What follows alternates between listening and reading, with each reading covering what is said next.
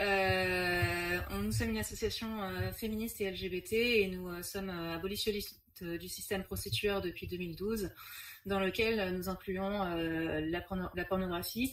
Je ne vais pas revenir donc sur ce qui a été dit. En fait, moi, je vais surtout insister sur la question vraiment de la violence inouïe de la pornographie mainstream d'aujourd'hui, en fait. Donc, si vous me permettez, je vais avoir à un moment donné l'occasion, en fait, de dire les choses comme elles sont, et ça inclut des mots crus. J'espère que ça gênera pas.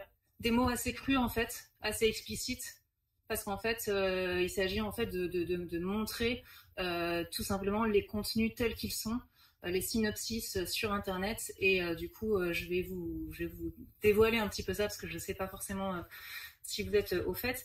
Du coup, vous pouvez juste approcher un tout petit peu plus votre micro pour que ceux qui sont en visio puissent vous entendre également clairement.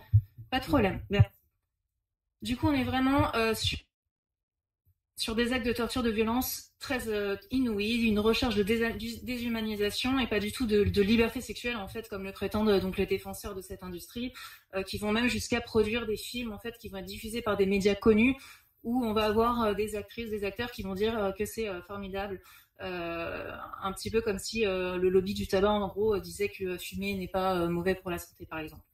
Donc en fait, il faut savoir que 88% des scènes de pornographie contiennent de la violence explicite, et le porno, en fait, dit trash, d'il y a quelques dizaines d'années, en fait, est devenu le porno mainstream d'aujourd'hui. Les contenus, en fait, les plus violents sont même les plus regardés. Donc c'est ces vidéos qui figurent dans ce qu'on appelle les top rated, donc vraiment les vidéos les plus vues, qui vont contenir des pratiques extrêmement violentes, que je vais devoir vous détailler un petit peu pour que vous fassiez une idée.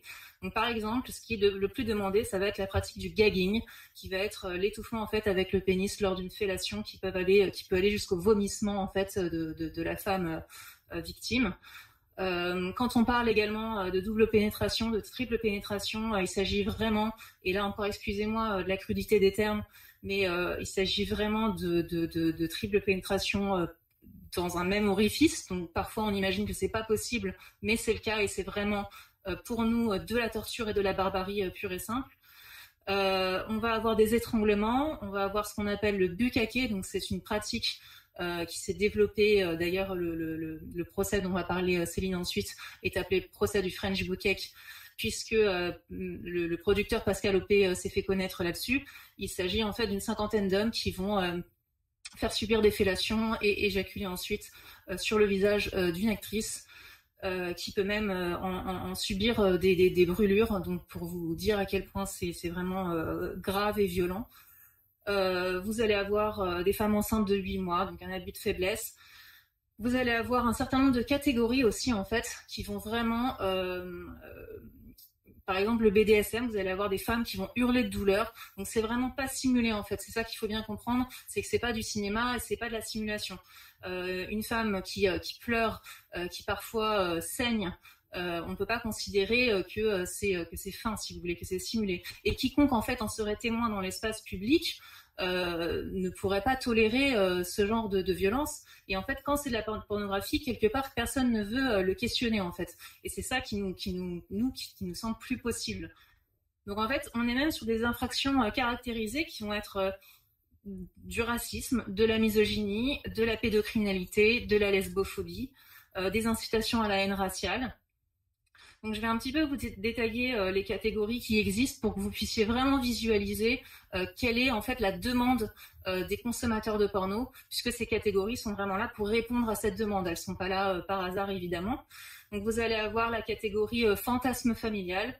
Donc en fait, je vais vous donner pour ces catégories les mots-clés qui reviennent. Ce sont des choses qu'on trouve sur des sites internet qui normalement, de par ce contenu, devraient être fermés, en fait, parce que ce sont des contenus en fait qui sont tout simplement illégaux. Donc par exemple, le fantasme familial, ça va être donc en anglais Daddy fucked his teen daughter. Donc en plus on a l'aspect pédocriminalité lié au fait qu'on parle d'une jeune fille mineure, et en plus incestueux, donc incitation à des actes incestueux. Donc il y a toute une catégorie teen qui est vraiment très très regardée. Donc ça, on va vraiment être sur du fantasme pédocriminel, parce qu'on va avoir des actrices parfois adultes, mais pas toujours, qui vont être habillés en écolière, avec des couettes, avec des jupettes. Donc on est vraiment sur un stéréotype d'enfant, en fait, alors que la loi incrimine le fait de représenter des images d'enfants ou d'ados érotisés, même sous forme de dessin. Ça aussi, faut le savoir pour essayer de comprendre comment c'est possible que ces représentations, du coup, existent sous la forme, en fait, cinématographique, entre guillemets, dans des catégories vraiment spécifiques. Vous allez avoir aussi tout le côté raciste, alors là qui est vraiment extrêmement présent. Donc vous avez une catégorie interraciale. Donc par exemple, vous allez avoir des hommes noirs animalisés qu'on va mettre en scène avec une frêne jeune femme blonde qui va être le stéréotype un petit peu l'archétype arienne, donc avec le côté ils violent nos femmes. Donc il y a vraiment cette espèce d'imaginaire raciste qui est très très présent. Vous allez avoir la catégorie black avec donc des termes, des mots-clés qui sont vraiment dans les synopsis des vidéos pour inciter les gens à cliquer sur les vidéos en question. Et même, vous avez des gens qui vont faire des recherches de ces mots-clés pour trouver les vidéos parce que ces mots-clés sont connus. Donc, au fur et à mesure, les gens vont tout simplement les rechercher pour trouver ce qu'ils veulent. Donc, pour les catégories black, vous allez trouver des choses comme Monster Dick. Enfin, en fait, il y a toujours tous les stéréotypes coloniaux et racistes qui vont être perpétués par ces catégories, où on va avoir en fait des acteurs et actrices qui vont être sélectionnés pour correspondre à ces stéréotypes racistes. Par exemple, gros sexe pour les hommes, grosses fesses pour les femmes. On va avoir ces schémas racistes et ces êtres humains qui vont être animalisés.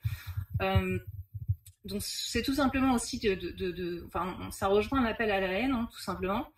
Ce sont des synopsis vraiment sans ambivalence. C'est vraiment de l'appel à la haine. Vous allez avoir des choses comme jeune beurette souillée par, excusez-moi de la crudité des termes, mais par des bites d'hommes blancs. Vous allez avoir toute des catégories raciales différentes, donc asiatique avec le stéréotype de l'asiatique soumise, beurette avec le stéréotype de la beurette salope qui doit être souillée par des hommes blancs. Je vais pas tout vous décrire, mais c'est vrai, tout est dans en fait, tout ce que vous trouvez, c'est vraiment quand vous cherchez des vidéos sur Internet, vous ne tombez que là-dessus. C'est-à-dire que c'est pas anodin, c'est pas marginal. C'est vraiment la grande majorité des contenus qui sont parce que c'est ça vers ça que recherchent les gens. Et en fait, on flatte chez les gens les plus bas instincts qui ne peuvent pas s'exprimer par ailleurs dans la société parce que toutes ces représentations racistes en fait sont encadrés par la liberté d'expression, normalement ne devraient pas pouvoir s'exprimer, c'est-à-dire que même quand on parle de couvert du cinéma, si c'était dans n'importe quel autre support, n'importe quel autre film, en fait, ça serait censuré, ça serait interdit. Et en fait, dans le cadre de la pornographie, il y a cette espèce de zone de non-droit où d'un coup, on peut exprimer des stéréotypes racistes qui vont aller flatter et créer même des fantasmes chez les gens, des fantasmes de sexistes et racistes. Vous allez avoir des catégories viol également, avec des mots-clés qui sont encore une fois sans ambivalence. Donc vous allez avoir surprise anale, surprise fuck, prise par surprise, facial non voulu, etc. etc.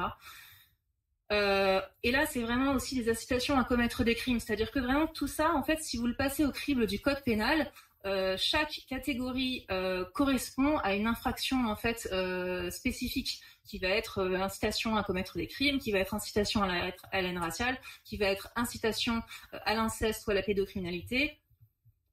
Vous avez des catégories enlèvement et séquestration avec donc des mots-clés comme enlèvement, kidnapping, des catégories humiliation aussi avec des insultes sexistes, les mots-clés comme pleurs, tears, elle pleure, douleur, crachat, qui sont des choses que les femmes subissent pour de vrai. C'est vraiment, encore une fois, c'est pas quelque chose de fin quand la femme pleure, elle pleure vraiment. Et c'est ce qui va être recherché par les gens qui vont consommer ce type de vidéos. Donc ça aussi, ça doit vraiment nous interpeller et nous comment dire, c'est pas normal en fait qu'on flatte dans la société cette recherche chez des hommes d'une déshumanisation et d'une comment dire, d'un pouvoir en fait exercé avec un avilissement des femmes par la douleur, les pleurs et la torture. Vous allez avoir une catégorie prostitution, donc là il y a incitation à la prostitution, et vous allez avoir même une catégorie esclave, avec même carrément en fait des mises en scénario d'esclaves noirs habillés comme tels, qui appellent un homme blanc maître. Sur un décor de plantation, donc il y a vraiment une reproduction de scènes historiques qui se sont vraiment produites. Vous allez avoir des mots-clés comme esclave sexuelle, soumise esclave, etc. Et également je parlais tout à l'heure des pratiques, vous avez aussi dans la catégorie de l'humiliation et de la douleur, vous avez le prolapsus. Le prolapsus génital, en fait, c'est une pathologie féminine à la base. Il s'agit en fait de la descente dans le vagin des différents organes qui reposent sur le plancher pelvien, donc l'utérus, la vessie ou le rectum. Et là, vous allez avoir des catégories où vous allez provoquer dans une scène de film pornographique ce prolapsus qui va être visuellement de l'extérieur, mais ça va être visible avec des lésions. Pardon ? Oui, c'est horrible.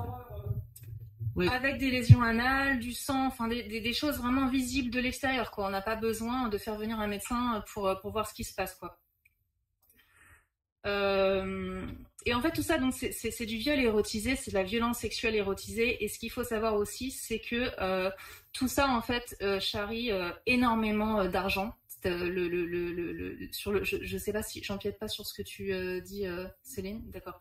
Donc en fait, il faut savoir qu'il y a 136 milliards de vidéos qui sont visionnées par an, et qu'en fait, 35% des vidéos sur Internet sont de la pornographie. Les revenus du porno s'élèvent à 140 milliards de dollars par an, et en fait, ça, pour les États-Unis, c'est 17 milliards, et c'est plus que Netflix et la NBA réunis. Et en fait, faut aussi se poser ces questions-là, c'est-à-dire qu'est-ce que cette industrie pèse dans l'économie réelle, et donc quels sont les intérêts colossaux économiques qui sont derrière, et qui évidemment entrent en résonance et en collision avec la société patriarcale, et donc qui va également flatter tous les plus bas instincts patriarcaux, racistes, etc., et même pédocriminels, pour faire cette quantité colossale d'argent. Et en fait, nous tous, en gros, tout ce qu'on combat avec les lois dans la sphère publique, on a l'impression que d'un coup c'est autorisé dans la pornographie parce que ça serait de l'ordre du privé. Alors qu'en fait, la division sphère publique et sphère privée, normalement, on pensait l'avoir dépassée, puisque par exemple le viol conjugal est condamné, la violence domestique est condamnée. Et d'un coup, dans la pornographie, ça redevient de l'ordre de l'intime, de la sexualité. Donc tout ça, ce sont évidemment des façons de voiler ce qui s'appelle en fait de la torture, de la violence, des viols, de la barbarie. Et en fait, ça sert vraiment l'intérêt d'une industrie qui génère des profits absolument colossaux. Et de la même manière, les féministes le répètent depuis longtemps, que le privé comme l'intime sont politiques, et en fait que des violences sexuelles et physiques se déroulent dans l'espace public ou dans la sphère domestique, ça ne change rien à leur caractère illégal, en fait. Et en fait, il devrait en être de même, il doit en être de même lorsque ces violences se déroulent derrière une caméra sous le maquillage sémantique de pornographie.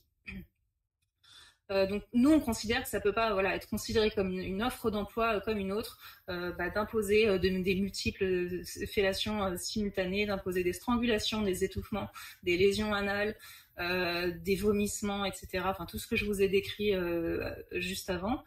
Et d'autant que maintenant, on a vraiment des témoignages, la presse montre ce qu'on savait déjà avant, parce que si vous voulez, ces vidéos, elles sont quand même...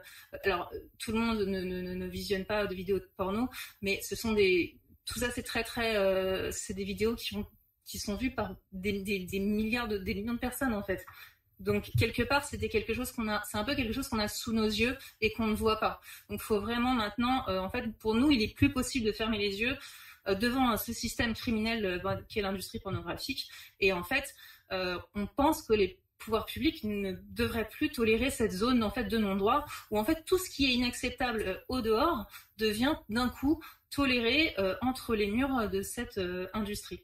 Donc voilà, je vous ai un peu décrit ces synopsis vraiment d'une profonde misogynie, également lesbophobe, avec des vidéos de femmes lesbiennes où à la fin intervient l'homme qui va en fait pouvoir les remettre sur le droit chemin entre guillemets. Donc il y a vraiment un panel incroyable d'incitation à la haine contre des catégories minorisées.